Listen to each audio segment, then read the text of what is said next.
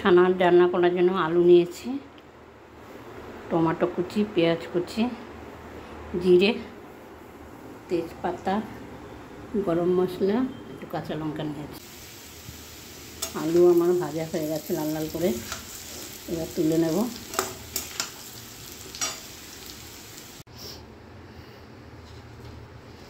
তেল গরম হয়ে গেছে, তেজপাতা, গরম মশলা দিয়ে দিলাম, জিরে দিয়ে দিচ্ছি,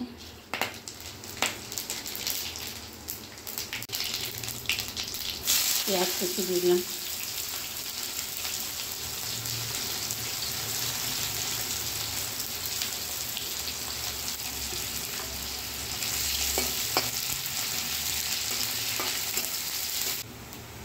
পেঁয়াজটা লাল লাল হয়ে গেছে, টমেটো দিয়ে দিচ্ছি,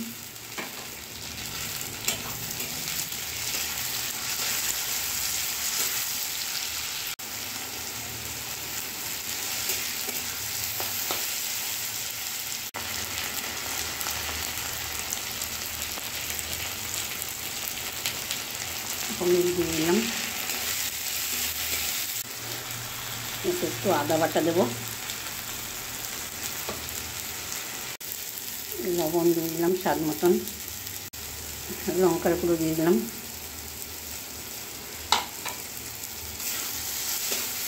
কাঁচা লঙ্কা দিয়েছি তাই জন্য লঙ্কার গুঁড়ো আমি বেশি দিইনি। চিনি দিয়েছি 1 চামচ। মশলা ভাজা হয়ে গেছে, আলু ভাজা ছিল ওটা দিয়ে দিলাম,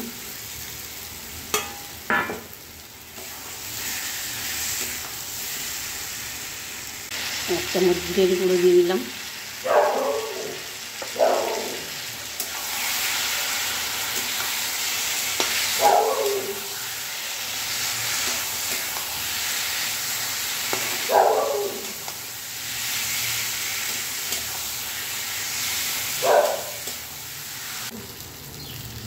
তিল ভেজে গুঁড়ো করা ছিল 2 চামচ মতন দিচ্ছি,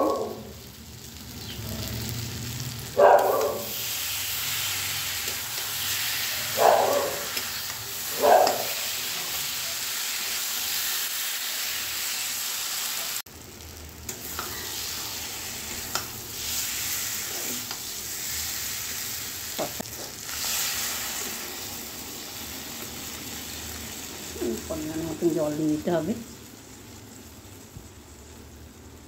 আলুটা সিদ্ধ হয়ে গেলে তারপর এই ছানার বড়া ভেজে রাখা আছে এটা দিয়ে দেবো। ঝোলটা ফুটে গেছে, এবার ছানার বড়াটা দিয়ে দেবো।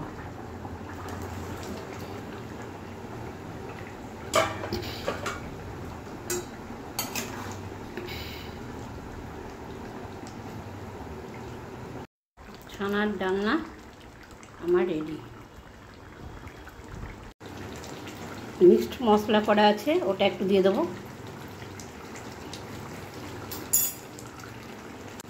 ঘি দেবো 1 চামচ। ছানার ডালনা আমার রেডি, দেখো কেমন হয়েছে।